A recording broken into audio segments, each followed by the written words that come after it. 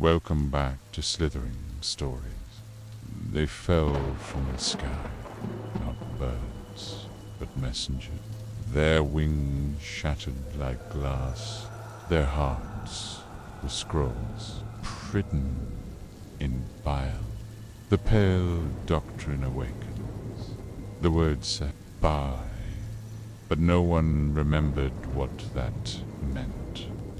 In the monastery of Ghent's periphery, the monks burned the scrolls, but, the smoke whispered, it entered the lungs of the faithful and rewrote their prayers.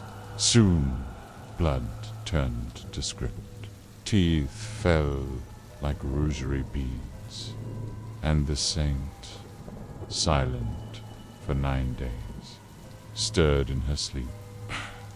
The doctrine was not belief, it was hunger, and it had begun. And it had begun to feed